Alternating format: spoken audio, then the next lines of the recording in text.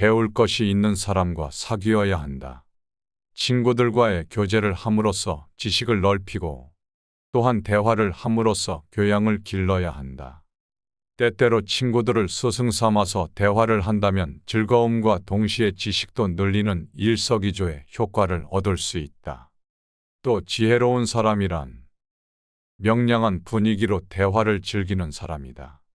이렇게 대화하면 대화 기술이 뛰어난 사람이라는 인상을 줄 수도 있고 다른 사람의 말을 듣고 새로운 것을 습득할 수도 있다.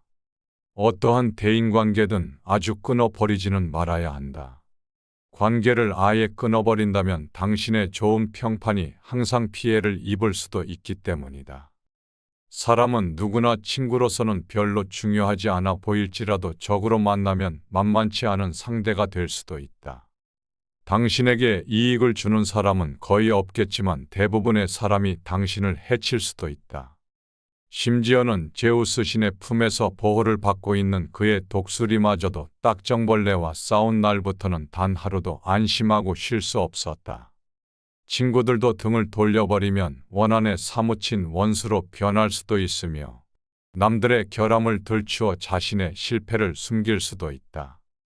사람은 누구나 어떤 사물이든 자기 눈에 비치는 대로 말할 것이며 사물이란 본디 본인이 원하는 것으로 비치게 되기 마련이다. 관계를 아주 끊어버리면 누구나 당신을 비난할 수도 있을 것이다. 당신이 그 일을 예견하지 못했다고 탓하는 말로 시작해서 인내가 부족해서라는 비난으로 끝날 것이다. 그리고 당신이 경솔했다는 비난 또한 언제나 빠지지 않을 것이다.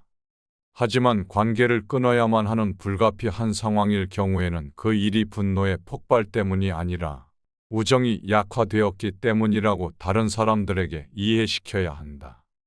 다른 사람을 시험해 볼 줄 알아야 한다. 지혜로운 사람이란 사악한 사람들의 함정을 조심할 줄 아는 것이다. 다른 사람의 판단력을 테스트해보기 위해서는 제일 먼저 본인의 탁월한 판단력이 필요할 것이다.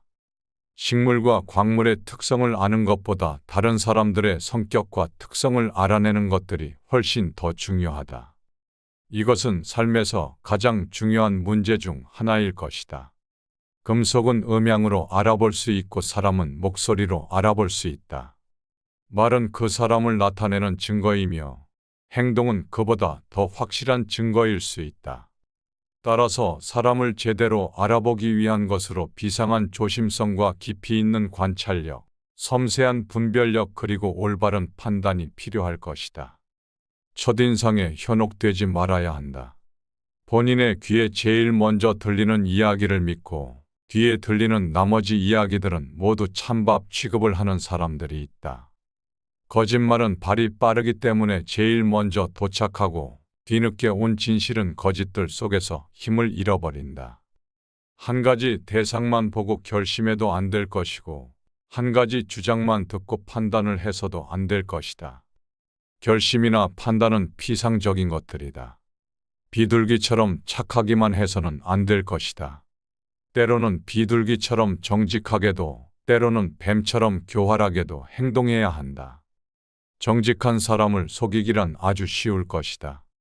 거짓말을 절대로 하지 않는 사람은 다른 사람의 말을 쉽게 믿으며 속임수를 쓰지 않는 사람은 다른 사람들에게 신뢰가 강한 법이다. 어리석기 때문에 속아버리기도 하지만 사람이 너무 착하기 때문에 속는 경우도 있다.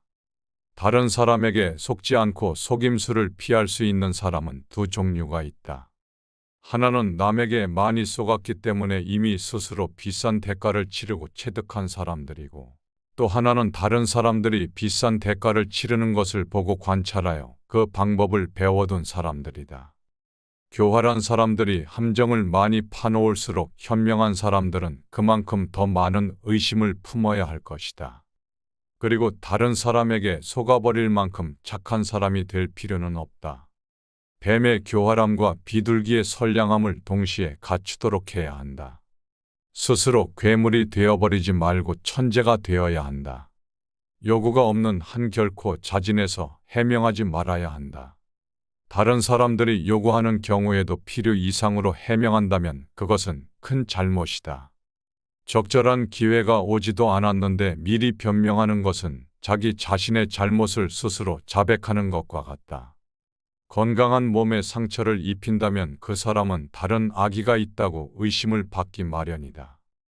그처럼 느닷없이 해명을 한다면 전혀 의심하지 않았던 사람들조차도 의심을 품게 될 것이다. 현명한 사람들은 다른 사람들이 자기를 의심한다는 것을 알면서도 그것을 전혀 드러내지 않을 것이다. 그렇게 드러내버리면 다른 사람을 불쾌하게 만들 뿐이다. 그런 상황에는 본인의 고결한 행동으로 다른 사람들의 불신을 없애버리는 것이 최고일 것이다. 자신의 가장 큰 결함을 깨달아야 한다. 누구에게나 자신의 가장 뛰어난 장점과 그에 맞먹는 단점을 지닌 채 살아가고 있다. 그 단점이 욕망으로 커져버리면 당신을 지배하는 폭군이 될 것이다. 이렇게 될 경우 현명함을 당신의 동맹군으로 삼아서 싸움을 시작하여야 한다. 당신이 가장 먼저 해야 할 일은 당신의 단점을 다른 사람들에게 공개해버리는 것이다. 단점이란 일단 알려지게 되면 쉽게 정복할 수 있고, 특히 자신의 단점을 관찰하는 사람들처럼 바라볼 때 더욱 쉽게 정복할 수 있다. 이미 내린 결정도 다시 확인해야 한다. 어떤 일이든지 또 한번 다시 생각해보면 더욱 안전해질 것이다. 특히 행동 방침이 확실하게 결정되지 않을 때에는 결정을 확인하거나 보완할 시간도 벌 수 있다. 이때 판단 기준을 강화시키거나 그 판단을 뒷받침해 줄 수 있는 새로운 근거들을 마련할 수도 있다. 다른 사람의 요구도 이처럼 신중하게 생각한 후에 들어줘야 한다. 그렇게 한다면 상대방은 자신이 원하는 것을 너무 쉽게 얻은 것이 아니라 충분히 고려한 뒤에 얻은 것이라 생각하므로 더욱 고맙게 생각한다. 오랜 기다림 끝에 얻게 되는 것들은 그 가치가 더욱 높은 법이다. 반면 다른 사람의 요구를 거절하는 경우에는 거절의 말이 상대방의 귀에 거슬리지 않도록 해야 한다. 신중하게 생각한다면 거절의 시기와 방법을 정하는 데 필요한 시간을 확보할 수 있다. 한창 부풀었던 기대감이 다 식어버리고 난 다음에 거절당한다면 그때 느끼는 반발도 그만큼 약해질 것이다. 상대방이 당신의 답변을 재촉한다면 일단 답을 미루는 것이 가장 좋다. 그것이 상대방의 주의를 다른 곳으로 돌리는 유일한 방법이 될 수도 있기 때문이다. 욕구를 절제하여야 한다. 거부란 결코 작지 않은 처세술이다. 또한 더 나아가서는 사업이나 사회관계에서도 자신과 거리를 둘 줄 알아야 한다. 귀중한 시간을 허비하게 만들 뿐만 아니라 낯설기까지 한 일들이 있을 것이다. 그러한 일에 매달리는 것은 소일거리를 하며 한가하게 시간을 보내는 것보다 더 나쁘다. 조심성을 가지고 자신의 분수를 지키며 더 나아가서는 누군가가 자신에게 부당한 일을 강요하지 못하도록 항상 주의해야 한다. 다른 사람들에게 이끌려 다니면서 자신이 주체임을 잊어서는 안 될 것이다. 당신도 친구를 악용하거나 자기 자신이 허용한 것 이상으로 다른 사람에게 강요해서는 안 된다. 무엇이든 지나치게 된다면 잘못을 범하게 될 수 있다. 특히 누군가와 관계를 이어나갈 때는 더욱 유의해야 한다. 1920년대 미국에서 활약하던 아서벨이라는 유명한 보석터리범이 있었다고 한다. 그는 체포되어 오랜 기간 징역형을 받았으며 그는 체포될 당시 총탄을 맞아 아주 큰 고통을 느꼈다고 했다. 그때 아서벨은 도둑질을 그만두어야겠다고 결심했다고 한다. 출소한 후에도 그는 자신의 결심을 지켜나갔으며 성실한 사람이 되어 뉴잉글랜드의 한 지역 대표로 선출되기도 했다. 그가 악명을 떨쳤던 아서벨이라는 소문은 금방 퍼져나갔고 언론들이 몰려왔다. 그리고 아서벨에게 당신은 누구의 재산을 가장 많이 훔쳤습니까? 라고 물었다. 그러자 그는 그것은 당연하게도 제 자신의 재산이겠지요. 라고 답했다고 한다. 즉 자신의 인생을 허비했던 것이 가장 큰 도둑질이었음을 고백했다고 볼 수 있다. 시간과 정성이 없이 좋은 결실을 맺을 수는 없다.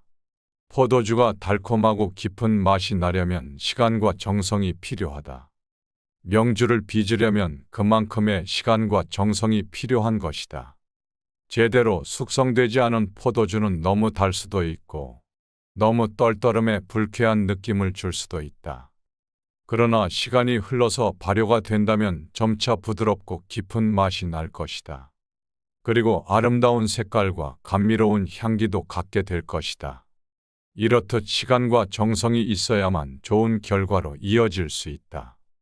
훌륭한 지혜와 통찰, 따뜻한 감성은 절대 저절로 만들어지는 것이 아닐 것이다. 그것은 인고의 시간을 지나서 포도주가 익는 것처럼 익어가는 것이다.